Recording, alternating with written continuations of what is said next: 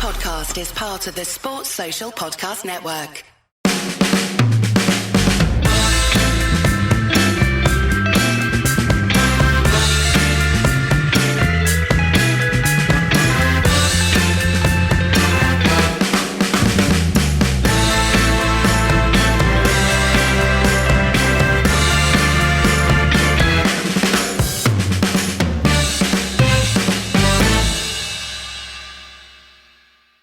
Well, it's another mixed week for Manchester United. I guess the previous week was not a mixed week, right? We just lost every game or something last week, I think. Or was it a loss? I lose track.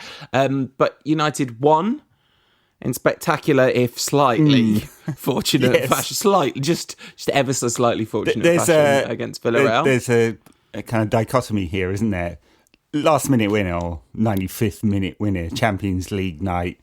You know, atmosphere red hot at Old Trafford. Old boy coming back, scores the goal.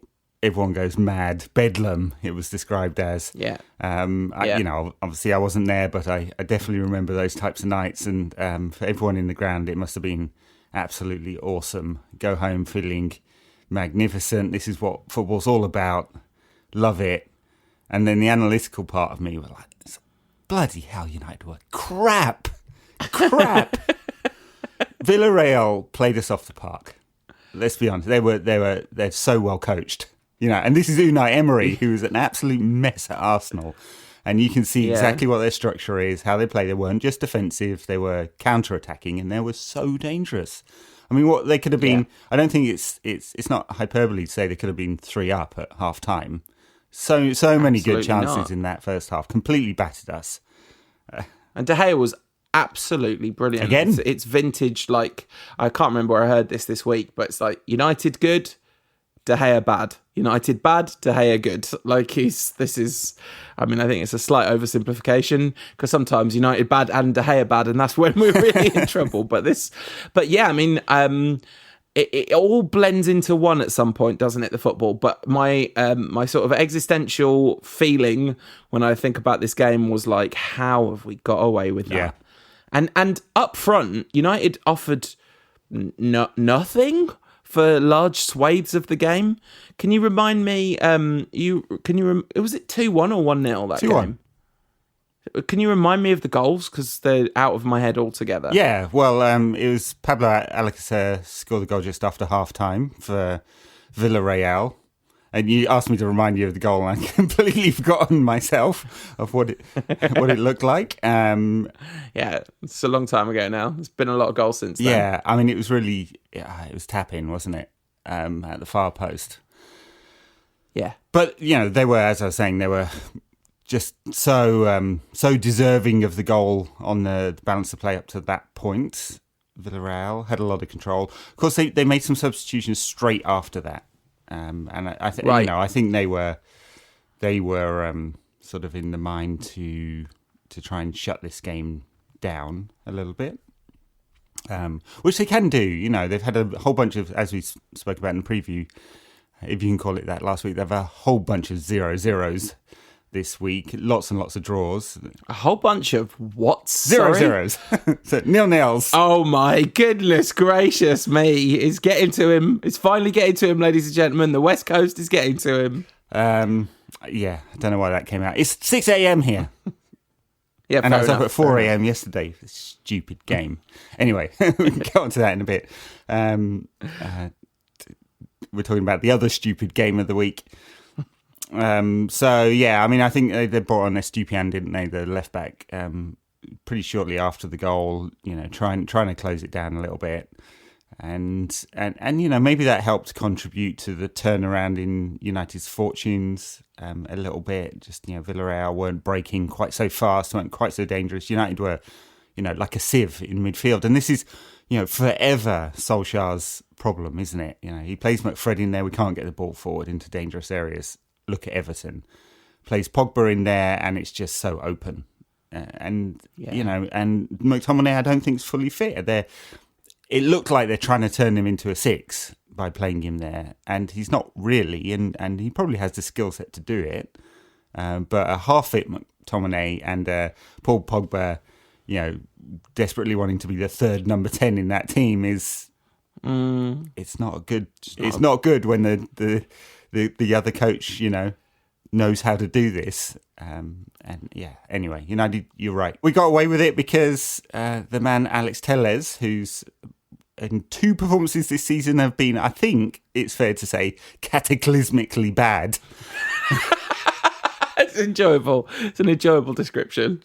And they say football coverage has too much hyperbole in it, but no, cataclysmically I think it's kind of fair, isn't it? Yeah, and I don't know where this obviously come from the new set-piece coach, I guess, rather than a piece of momentary inspiration. It could be that, but executed wonderfully. The chipped corner in or to the edge of the box, and I'm not sure I know he's got a bit of a hammer of a left foot. He's got a sweet left foot anyway. They're always described as sweet, right? They have to be sweet if they're a left foot. But he's certainly got that quality in terms of putting the ball in, clean ball into the box. Not sure I've ever seen him hit a ball on the volley quite that nicely. Through about 20 legs right into the corner. It was beautiful. I think we tried a fancy set piece really soon before that as well, and I think I'd commented on it in the group, like, "Oh, we're doing stuff at set pieces." And then it was great. It was whether it was predetermined, which then the team's really well coached in this one specific arena and not so well coached in broader senses. I mean, look, we have fitness coaches, so they're super fit now. We have a set piece coach. We only need the defensive coach, the midfield coach, and the attacking coach, and we can be a really well-rounded team. So it's coming. But it was really smart from Bruno and brilliantly executed. And I have to say, in full confession, as soon as he played that ball, I was like, "Oh, he's been too clever. It's typical Bruno. What you do? Just get in the mix. Oh, yay!" It was very, very quick turnaround between being annoyed and delighted, because it was lovely moment, lovely goal.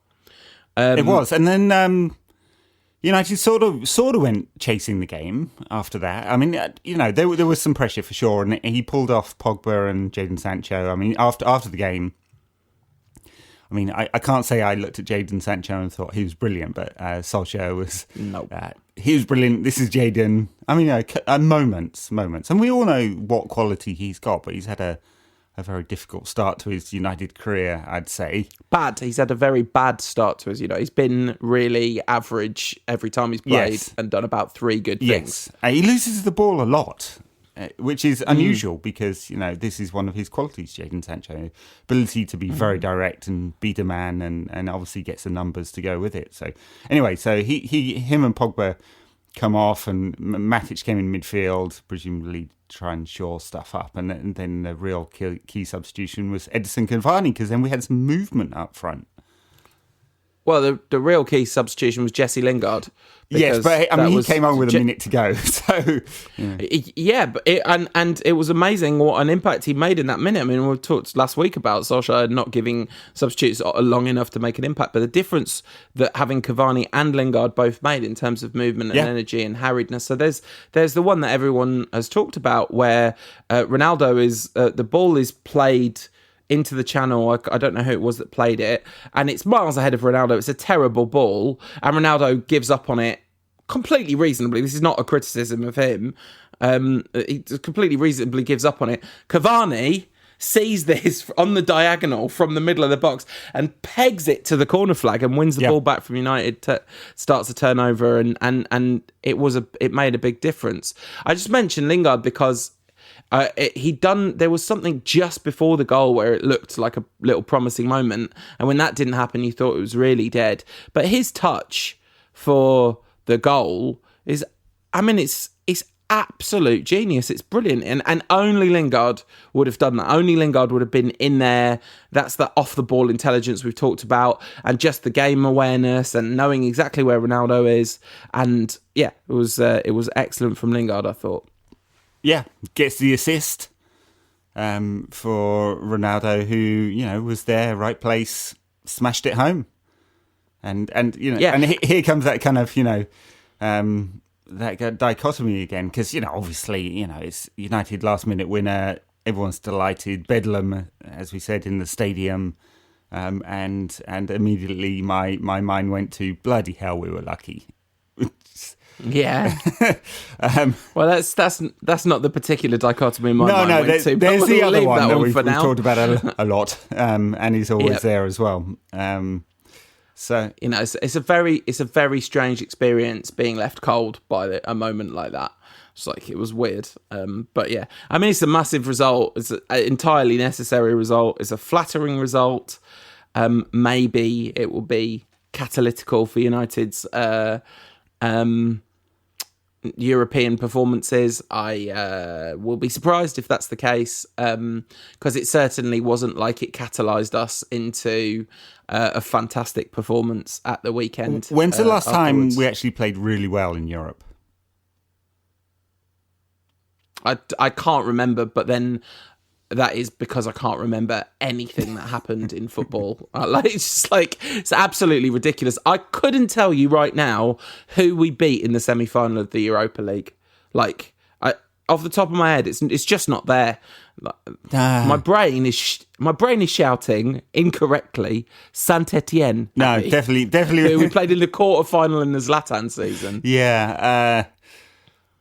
Oh my God, it's gone as well. Yeah, really interesting, because I could probably tell you who United played in the quarter-final of the Rumbelows Cup in 1992 or something, Yeah. Anyway. It's a very different process. I mean, the point, the last time we just there is no football tradition under Solskjaer of playing well in Europe. I mean, it's just... Oh, you saying this is football heritage? Is that what you're saying? You say Mourinho's right, United's... So I don't look. I can't help. I don't naturally go to, hey, it's all Ollie's fault. But I didn't half think after that game. He's got the subs right, because they've all contributed. Cavani pressing, Lingard right moment, right time. All of that. That's contributed to United's victory, and he should get credit for that. Even if he's making a sub in the 89th minute. It's a Hail Mary substitution in the 89th minute. Well done. Yeah, no, I know. But so much of United's setup. I mean, why did we go to this really open midfield? Is it because we thought we'd have 60% of the ball and weren't worried about Villareal breaking? Have we never seen Villareal play? Even without Gerard Moreno, we forget, Alcacer is a really good forward. He was at Barcelona and Barcelona or Real Madrid, one of them, and went Barcelona, and then went to Borussia. They've got some top players. They're a really good side, and not for the first time in the Champions League, United got a little bit schooled. And what do we have? We've had RB Leipzig last year. We beat 5-1 at Old Trafford. Right? That was maybe that was the last time we played really well in European competition. We played really well in that game for 10 minutes when Marcus Rashford scored a hat-trick. I know that's sort of silly in a way, but it's sort of true as well. Yeah. We weren't that good in the first half of that game. We were really bad. Yeah, and so the wider point I'm trying to make basically is that although I'm not, hey, it's all Ollie's fault, because I think he has done a really good job of turning this club around from where the mess that Mourinho left.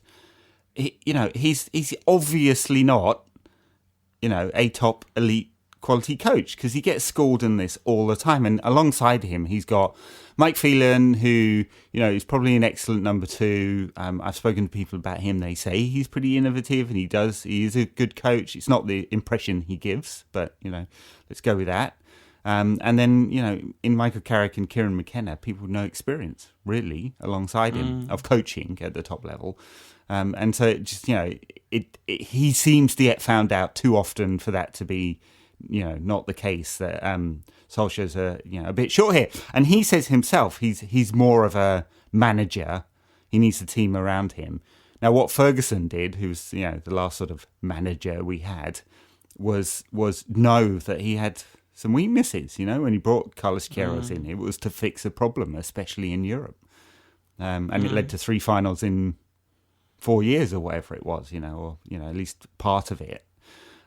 So that's a challenge for Solskjaer, and it's why he does seem to take 2 steps forward, 1 step back a lot. So there's progress. We've gone forward.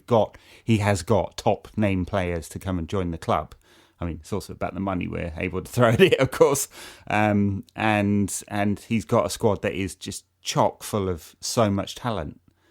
And we all wanted this big leap forward this season. It's definitely not happening, And I don't know how much that is Solskjaer and how much that is just the start of the season, and it's it's a little bit slow coming out of the Euros or whatever. But it's not been good. We had half an hour against Newcastle and the game against Leeds, and that is it this season for good performances. And it's not what people wanted. And my mind drifts more to, Solskjaer feels like he's lacking a bit here, and he needs this as well because the pressure is higher because of the investment that the club has made in new players and in him as a manager. And the other point that was going around, it's not original, this thought, is that, I think sometimes we feel Solskjaer's a kid in management terms. And he's not. I looked up 435 games as a manager. So some never get that many games, because that would be 3 jobs in and no one's going to hire them again. So it's... How many people have managed more Manchester United games? I mean, he's had 161, and that's his most experience as a manager. I mean, and again, that's a lot of games. There's more than Mourinho got, I think. So 161 as United manager. Yeah, and if you look back through history, that's more than There's more than a lot of people have got. Yeah. 12 seasons now as a manager. So I think all this is saying, in a kind of rambly way, that I think it's okay for us to have high expectations of him and of progress. And, even though we said in the season preview, it would be hard for United to, I think I predicted second again in a kind of moment of generosity. It might be hard to get that because Chelsea and the players they've got and the turnaround under Tuchel and Liverpool coming back, it's some top teams this season. It feels very competitive in the Premier League. We'd still want signs of progress, though, don't we? And there aren't many so far this season, and there definitely weren't any in this game against Villareal. No, so just to answer some of that stuff about the macro position, I do think it's interesting because it's very easy to go like Solskjaer bad, right? This is, and when I say that, I mean that's what I'm doing in my own head, and then reflecting on that, and when I say that, to be clear, I'm not saying I've arrived at the position Solskjaer bad. What I'm saying is my instinctive response after this kind of litany of frustrating and repeated the same mistakes over and over and over again is to think maybe a change at the top would make a difference. But first of all, I think unlike when Mourinho was the manager and people were saying, well, there's no alternative, so we might as well stick with him. I do think we are in a position where the clarity around what the alternatives would be is very limited. So it's not like you could say, let's go out and get X, which I feel like is quite an important thing because obviously getting rid of one manager and placing him with another, the key thing is the new one has to be better than the last one, not worse. So I know that's obvious, but we're looking at the team and saying this team isn't properly coached. And I think that there's some evidence of that. I would say that the back four in general have looked well coached for a really long time now. And there have been problems in the balance of that back four and problems of like specific personal mistakes in that back four. But it's looked like it knows where it's supposed to be and when for a long time. Still conceding goals, but I agree with you, by the way. But yeah, conceding a lot of goals recently. But the reason that we're conceding goals is the same reason we were conceding goals in the beginning of the 12-13 season, where we would have said week after week after week on this show, the problem is structural. And the problem at United is structural. So you could say this team's badly coached. And I do think there's some cause for legitimate criticism of the way the attack sets up under certain defensive, again, like tries to solve certain problems. But you could coach this team as well as you like. It's got a massive problem in the middle of it. That a lot of what Solskjaer... And this isn't... I'm not Solskjaer defence force. At this moment, my personal sympathy for him is lower than it's ever been for all the reasons on top of the football reasons. But I don't think Guardiola, if Guardiola came in right now, he'd say, you need some new midfielders, lads. Like, you're not going to be able to get, you have over-invested in attacking areas of your pitch. The signing of Cristiano Ronaldo is, just from a football perspective, simply not what United needed. Now, for people that like him, it's been an amazing time to be a United fan and all that stuff. I get that. I'm not taking that away, but just legitimately, if he was N'Golo Kante this season, and what we were talking about with Solskjaer and the way the team looks and how it looks coached and all that would make so much difference, because he's constantly trying to get as many of his good players on the pitch at the same time and squeezing things around and moving things around and able to facilitate and it's that. always a trade-off, and with Pogba in midfield, he gets, people look at the bad, which is players run past him. He doesn't have the defensive nous to do that job very well. You get control, right? So United lack two things in midfield all the time. Control, hardly ever have control in the midfield, and cover. Hardly ever have cover, because there isn't a single proper defensive midfielder in the squad except for Nemanja Matic, and he's 97. And he's also not a proper defensive midfielder. He's a converted number 10.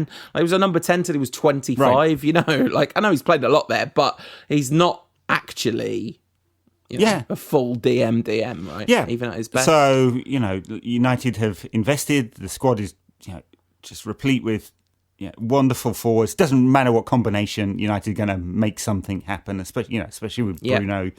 I was going to say, as the quarterback, he's a bit far up the field, isn't he? There is no comparable position in any sport to Bruno Fernandes's role in this team. So Bruno's rolling the dice, including football, all of the time, the and one of those forwards is going to have the answer. But that's not the solution, is it? It's just not the solution, especially when there's that gaping hole in midfield, and I don't see enough. And look, this is me being generous to Solskjaer, because I think I'm coming to similar conclusions as you, but the generosity is, I don't think Tuchel or Pep or Klopp or Nagelsmann or whomever would be able to find the right balance given who you've got in midfield there. I think most of them would probably come to the same conclusion and play McFred most of the time, because it's the one that's least risky. It's the one that does make interceptions and does press the ball, and gives United the most solid defensive base. It's not perfect by any means, and you're hoping two players make one there.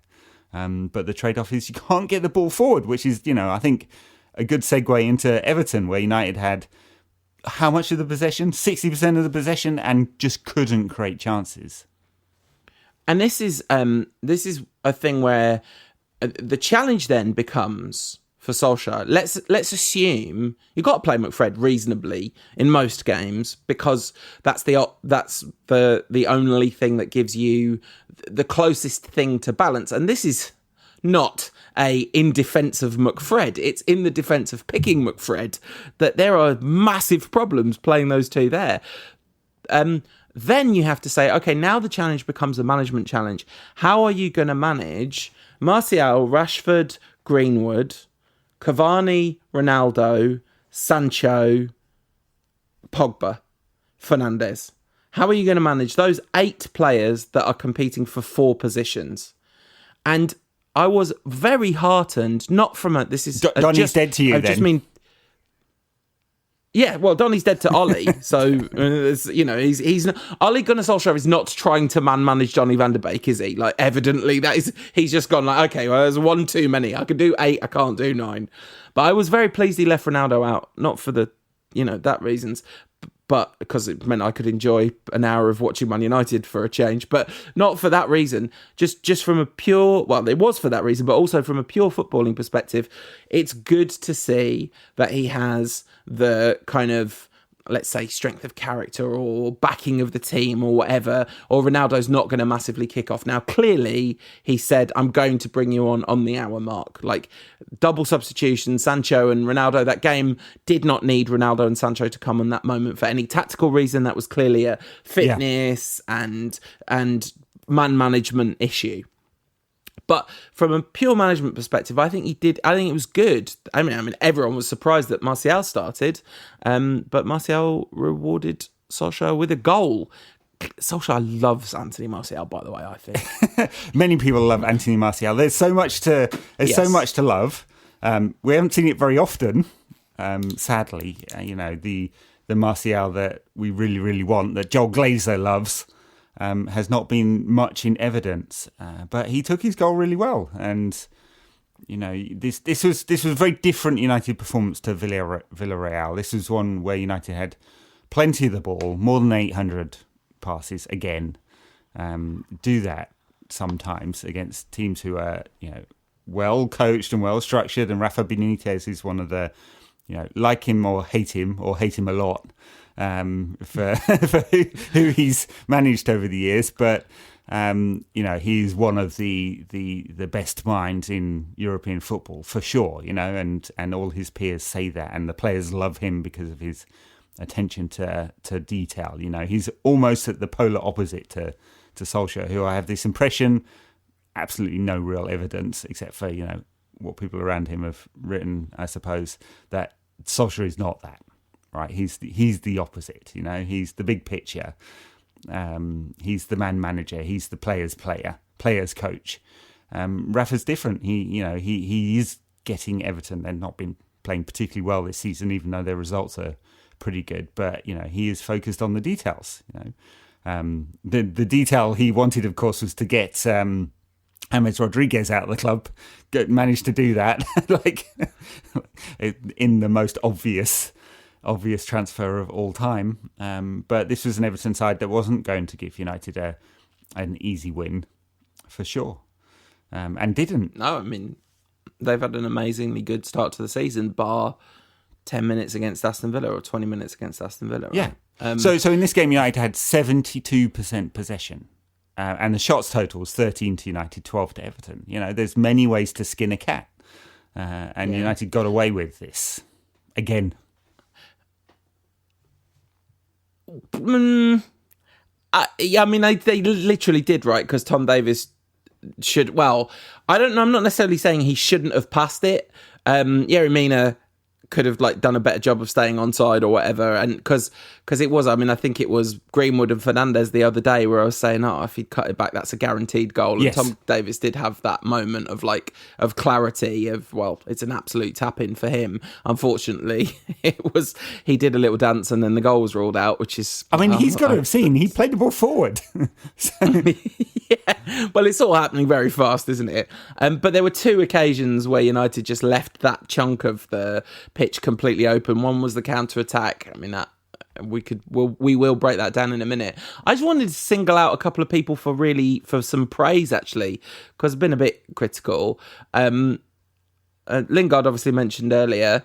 It was nice that he'd kind of made up for kind of effectively costing United a game. I don't think he should be hammered for that. It wasn't like they were good apart from that moment, but against Young Boys that was a bad moment. Fernandes missed the penalty against Aston Villa and we lost that game. But I thought this week Fernandes was excellent in this game. Yes. Just he didn't do anything outlandishly extraordinary apart from a few really nice touches, and it didn't quite come off, but it was nice to see him play that kind of game, I think. And Mason Greenwood is a stone cold superstar.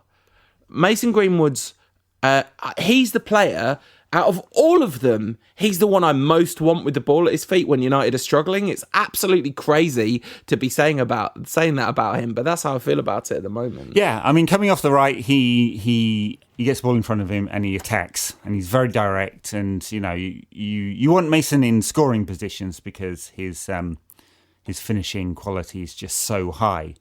But attacking off the right, he gives United an option all of the time, and he's giving the side some balance, isn't it? Everything came down the left last season, and he's playing out on the right mostly this season. I guess he probably will with Cavani and Ronaldo there.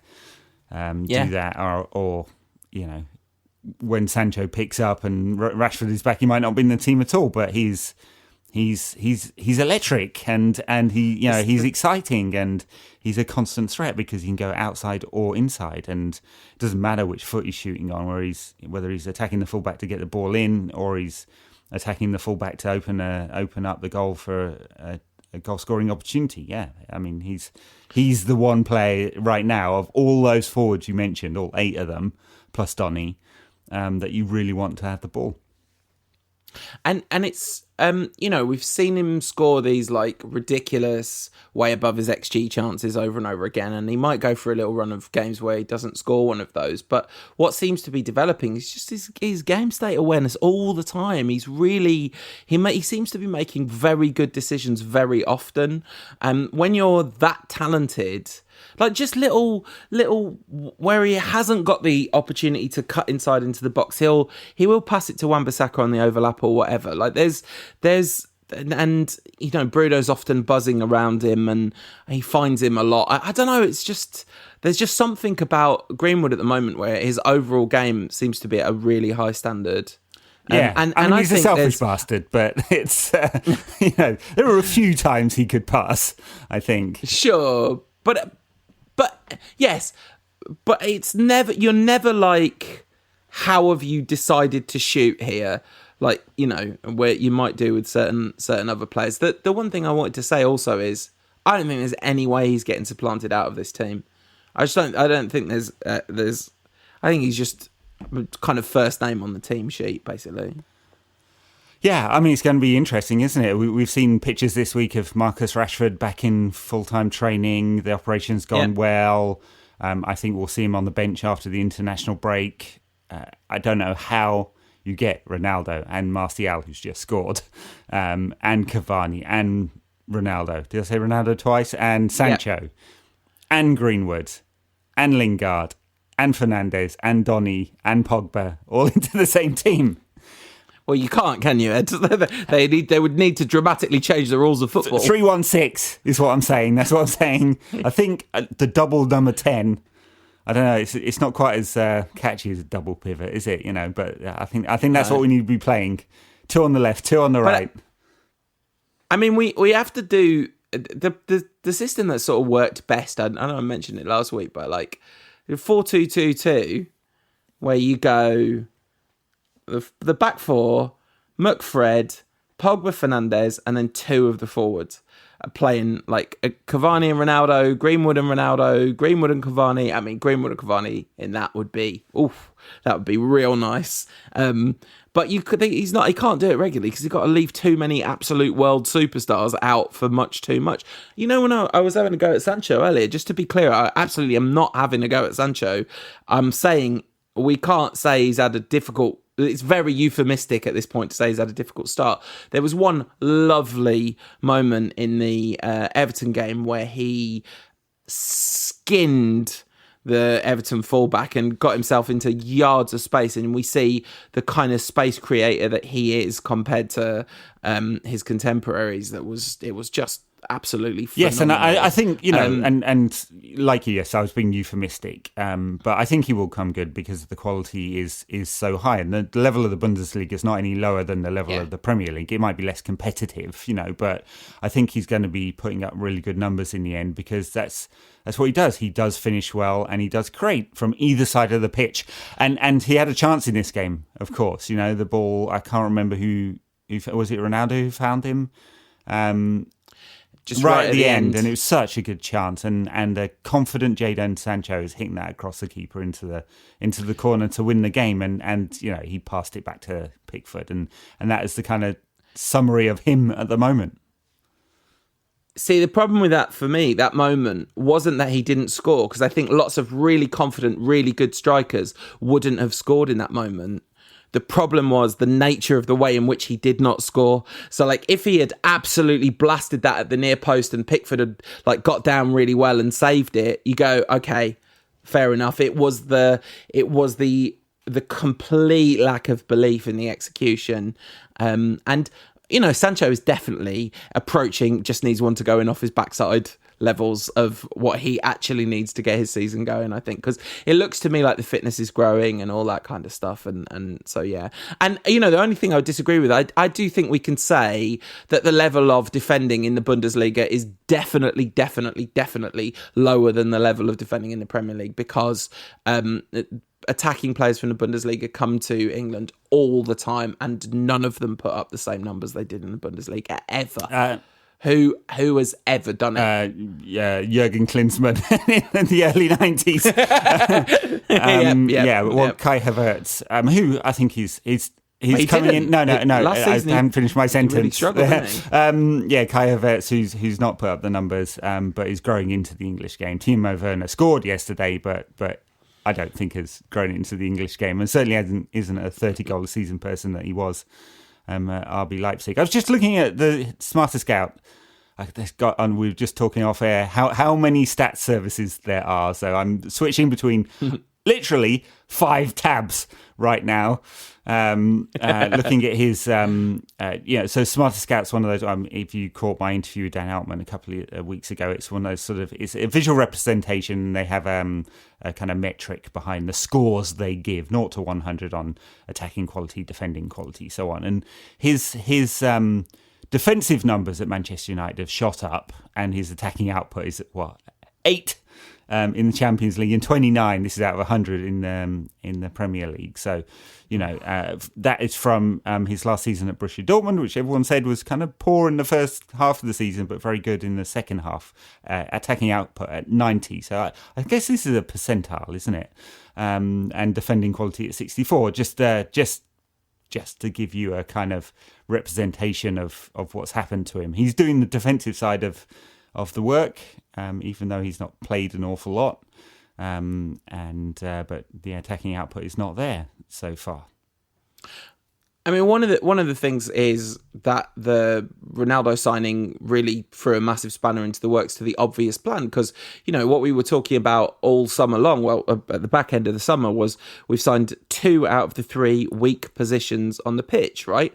So a centre-back, obviously desperately needed. I think Varane's been good as well. He couldn't keep up with the counter-attack, but that's not what he's in the side for, from the corner. But Varane's been really good. And so centre-back, centre-midfield, and right wing. And Sancho has not played on the right wing at all. And that's partly because of the injury to Rashford, I'm sure, and partly as a way of keeping Greenwood in the side, which, as I've just said, you have to do.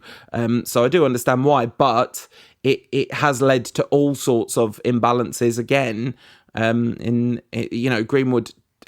Greenwood coming off the right is potentially has been extraordinarily effective. So it's not like we're crying out for someone on the right in the same way, but we were crying out for something slightly different on the right and play Greenwood more through the middle. But that's not going to happen. Anyway, in this game, United scored what was a very nice goal, a lovely, beautifully weighted ball from Bruno Fernandes for his 50th goal contribution. Is that the correct term? So in 58 games. I mean, it is, but it's a stupid term, isn't it? It's like it's dumb. Assists are a really dumb metric. I mean, Solskjaer tried to say this in a press conference the other day, and it kind of came across as, it's all about passion, lads. I don't believe in all this data nonsense. But assists are the worst metric because they're not weighted in any sense. But what was weighted was Bruno's pass to Martial. Nice. Slick. That made me feel good inside. And Martial, I mean, like in the moment, I have to say my brain was like, oh dear. Because his confidence has been shot for how long? So long. I think Martial last season misses that. Martial of a week ago, what game was it? He played the West Ham game in the Carabao Cup. Yeah. Dreadful. I've got to come up with another word that's not cataclysmic, but that bad. But he finished it. I mean, takes a little deflection, which makes Pickford look a little silly because he's flapping his hands in the wrong place, which Pickford likes to do, not necessarily from a shot, but he was delayed, wasn't he, Tony? Yeah, it was a lovely moment for him, and he'd missed the header as well. Yes. Previously. It wasn't an easy chance, but it was, one you'd want to take. Cavani puts that away, by the way. I mean, well, does he? He didn't put away the one from the beautiful Fred cross. Well, he just wasn't expecting a beautiful Fred cross. Anyway, Martial jumps all wrong for that header. He's on the way down when it hits his head. But yes. Yeah. But the finish was great. And it's very similar to what I was saying about the Sancho thing. If it doesn't take the deflection and the keeper saves it, you're not going, oh, that was rubbish from Martial. It looks really short of confidence, all that kind of thing. That just, the power and precision of the placement was exactly what you want from a player shooting from that angle. And the goal's guaranteed by the little flick it takes off the defender, but it was very good work from the forward, and that was nice to see. I mean, I thought the life was sucked out of United when the double substitution happened and he brought on Sancho and Ronaldo. I don't know if that's cognitive bias or whatever, but it felt a little bit like it completely changed United's approach, completely. So we went from a sort of more flexible attacking structure to a very inflexible one with Ronaldo there. And I think he does cause United a tactical problem. And this is a guy who's got 5 goals in 5 games or whatever he's played since he came. Yeah, bunch of which are like winners. And, when it's like a goal, if you weight the contribution of the goal, really high. So important, Yeah, but yes. Sure. And great finishes and, the confidence that the players have in him, both in terms of his career and his stature, but also knowing that if that difficult chance comes along, like against Villareal, which was not a gimme, that he's going to put it away somehow. And, he said, I knew I was going to score, in a very Ronaldo fashion. So he's got that, but he basically stands still. And this is, United then have to play a completely different game from when Cavani's up there, who definitely does not stand still ever. He's perpetual motion, or Greenwood, or any of the other options. And United become a very, very different team. And the balance also shifted at that point, and Everton came more into the game. Like they didn't have very much ball, but this was when they started creating chances, wasn't it? Yeah. So let's talk about their goal. I mean, it's a really bad corner. But it gets punished in a very extreme way. Townsend does ever so well, and there's a lot of criticism that you can level at United's players, particularly Fred, obviously in this goal. But actually, it's a very, very, very well worked goal from Everton. Like every bit of it. Townsend's clearance is excellent, and the way Demarai Gray doesn't give up on the ball from Fred. So Fred thinks he's cut out the pass, and that's what makes him look really silly. Because he slightly slows up, but Demarai Gray just nicks it, and that's when Fred makes the kind of diagonal run that bounces off Gray because he's able to get his body in the way, and it looks awful. Yes, and it's not great, but I don't think it's as just to use a horrible word, I definitely don't think it's as weak in inverted commas as it looks. I think it's about timing and balance rather than any kind of strength or anything like that. Yeah, but if you just clean the fella out, that's I aren't conceding a goal. But he's trying to win the ball back and restart the press. This is what Fred does actually pretty well, So yeah. But on this occasion, Gray was too strong, too quick, too direct. He's had an excellent, too smart as well. I just think there was a real like physical spatial awareness moment that happened for Demarai Gray there, and then he then does brilliantly. I think it's him still that does brilliantly to avoid the press of Shaw as well, slip the ball through, and it's a good finish from Townsend, but he's in acres of space. It's very funny that he did the Sew. I mean, that is just good quality work, but he needs to work on it in training a bit more if he's going to do it regularly, because he lands his right leg a long way first, and there's quite the stumble before he sets himself. Yeah, like if you're going to execute that, which is some great banter, or a knee slide, you need to practice it, because otherwise it just looks crap. It's good banter. It's not as good banter as Emiliano Martinez. pointing at Ronaldo and say, he should take it. He should take it. That was top quality. I can laugh about that now. Enough time has passed. But anyway, yes, no. Yeah. I mean, it was, from Everton's perspective, it's a great goal. And it's a really effective counter-attack. And this is what they're set up to do. And there's plenty of ways of winning a game. They didn't have much control in this game. United had a lot of the ball and it was in front of Everton. But they didn't create good chances, United. I mean, hardly any 1 XG in this game from 72% possession and all those attackers on the pitch. I was going to say, I thought Michael Keane had a really good game. What I actually mean is I noticed Michael Keane doing 2 really good blocks. I was thinking about that after. I was like, he's having a good game. I was like, I don't know if he's having a good game or not. He's done these 2 blocks really well. Well done, Michael Keane. I think Andy Mitten told the anecdote of Michael Keane playing in one of his last games under Louis van Gaal. Lou Van Gaal called him out afterwards and said, Michael Keane's the best defender at this club, then sold him the week later. He's still a good defender. He's still, he's had a good career and he's a good defender. And Everton were set up in a way, to frustrate United and play on the break. And they were very effective and they almost won the game. If Tom Davies had the confidence to shoot at that moment, with that quality of chance available, United would have lost the game. That was calamitous from much more so than the counter-attack where everyone's upfield, the fullbacks can't get the ball. Like, that can happen, and Everton it was a really well-executed counter. I did not understand what happened positionally, structurally. It just all completely collapsed in on itself and imploded in the lead up to that chance that should have been a goal. Yes. Unfortunately for United, it wasn't. I mean, the knives are out for Solskjaer if United don't win. That's the nature of being Manchester United manager with 400 world-class forwards in the squad. As we said, the expectations are high and the knives are out. If United had lost, my God, going into the international break. I mean, I'm not saying he would have been sacked because I suspect he's there for the very long time. He's had many darker times than the last few weeks. I mean, 3 losses in 5 still. But, it's early in the season.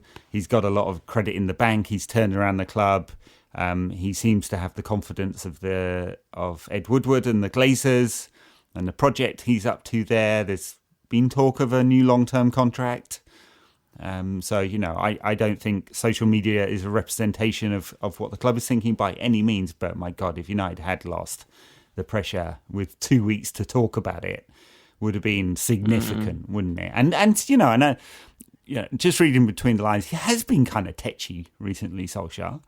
And it does feel that he has been all the way. Apart from the first 3 months when we just won 10-0 every game, he's been kind of tetchy the whole time. I think he is quite tetchy, and I sort of understand why in a way. Because do you think the job? I mean, they are all tetchy, aren't they? Like, it's not like Fergie wasn't tetchy. Oh my God! Hey, by the way, just as an aside, a shout out for the United official podcast team for their interview with Fergie this week, and he just some wonderful anecdotes in that show. It's an hour and a bit, and an hour and a bit that you couldn't spend in any better company, for sure. He does kind of sound like your granddad in front of the fire, 100%. Like Fergie proper sounds like an old man now, and it's lovely. Lovely in a nice way, not ranting about criminals or whatever. No, absolutely. They were talking about what a kind of impossible job it is to have an hour-long interview with Ferguson, especially on that show where they, they've done some long ones and they do tend to go quite chronologically through people's careers. You obviously would need 40 hours to do any kind of justice to Ferguson's career in any chronological sense. So they just let him talk about stuff. And by far, my favourite moment in that episode was the stuff about the City fans in the post office. He's just in his little local post office. He's got City fans in it. He's bantering them off and gives them stick. Yeah. the whole time when they were saying to him, "Oh, we're getting Ronaldo, you must be gutted," and he was going, "Oh, don't speak too soon." Imagine that would have been a very fun time to be Alex Ferguson in that moment. Yeah, I'm sure. Yeah. Yes, it was interesting. He said because he's obviously vulnerable, being older and having had health problems, and so he didn't leave the house for 4 months. He said, which you'd think would be difficult, but he said he brushed it off. He said, "I'm so busy, I've got stuff to do all the time." I mean, for the last 7 years, he's been so busy going to the Oscars, as he told us, which was another weird anecdote, and every sporting event on the planet. He is absolutely horrified that the woman in front of him in the seating at the Oscars was playing poker. And they were like, "Why is there a poker machine there?" He's like, "No, in her lap." So obviously she's on a phone or on a tablet or whatever playing poker. And the thing is about this is there's two potential reasons why that would happen. One, this person has a really serious problem, which is absolutely possible. But the truth is, if you play a lot of online poker, you might end up in a free roll that's just too good value to miss, even if you're sat in the Oscars. Or bored, because honestly, these ceremonies are pretty boring, aren't they? Yeah, true. Yeah, not that I've ever been to an Oscar ceremony. I think producer Tom's been to loads of them because he just goes in those circles, doesn't he? It's not long before he wins one, to be honest. Hasn't he won one? I thought he won one for one of his shorts. I'm sure has he won an maybe Oscar? a Golden Globe. He's won loads of stuff anyway. He's definitely too good for this. That is abundantly clear. He blinged up with trophies, is Tom. He's like the fella in "I'm Going to Get You, Sucker," who dies of over gold. Have you seen that one? Yeah, of course. Pour it in my hand for a dime. This is the greatest scene in cinema history, as far as I'm concerned. Let me get one rib. One rib. Anyway. Okay. Yeah, so we're playing again after the international break. There's no point previewing that game. We're playing Leicester, and Leicester. Another well-coached team who've that's all-time rantcast. Great, that is Leicester. They've not started the season amazingly well, but they do have a thin squad, and a few injuries does disrupt them. But this is a team that sell everyone every season and still manage to have the right structure to get the right players in consistently. And they kept hold of most of their players this summer, and they've still got Rodgers in there who knows what he's doing as a coach. Even if he says some stupid stuff, he says less stupid stuff these days. It seems to me, or it might just be that he's not Liverpool manager and I'm focusing on it constantly. But hey, look, there's I can give you plenty of scenarios where Leicester win this game, and United will be on for a fourth defeat in 6. Of course. And we're on 2 wins in 6 at the moment. So like you mentioned, the 3 losses in 5, 2 wins in 6 is not a great deal better, is it? Not a lot of points for a draw, famously in this game. The 2-0 up against Palace as we speak. Leicester are. Yeah, that's what I was just going to say. And I think it's half time in that game. So yeah, that's one of the many reasons why it would be absolutely pointless for us to preview this game in any detail. The international break will happen, which will presumably mean Donny van der Beek will get to play football, and Louis van Gaal will publicly berate Ole Gunnar Solskjaer. He was left out of the last squad. That's not happening. Yeah. Oh, was he? Is he not in? Is he in this I don't one? know actually, but yeah, Van Gaal said he has to play. Yeah.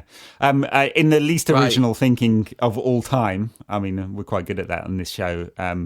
You'd take any of Leicester's midfielders, wouldn't you? Indeed, I'd take it. I would sell my grandmother, your grandmother. You're not getting a lot. Listen, I'm going to say, you're not getting a lot for what's left on the open market. True. You might go to prison, actually. A solid 20 years for me. Anyway, your firstborn for Wilfred Ndidi, or your Tielemans, or preferably both. So, yes, please, to both of them. Listen, if you're getting a family member off me, I want both. That's you play anyone in the top half and say that more or less at this point. But yeah, I mean, this is not a terrible week. I did not hate the Everton game, I have to say. People seem to find it really particularly infuriating, and I do understand why. I think particularly if you were at the game, it would be intensely frustrating that last half an hour where all the kind of momentum that was building disappeared. It was a bit like a souffle collapsing or whatever. Yeah. Right? People accuse this show occasionally of being too middle class. Just used a souffle collapsing as my I can cope with a souffle anyway. collapsing, but if Waitrose run out of organic quinoa, the world is coming to an end, folks. If only they knew where we came from, mate. From the streets. Not far off. All right. Anyway. There were times it must have been pretty close. Anyway, that is a whole nother conversation. Thank you very much for listening, everyone. Patreon backers, stay tuned. We're going to talk about Champions League and a bit Premier League stuff as well. And everyone else, we will see you after the international break with a brand Enjoy new one of England these. versus In the meantime, Andorra and someone else. Again, I feel like we just played them. Away. Tricky one. No such thing as an easy game in international football. All right, see you soon, everyone. All right, have a great one.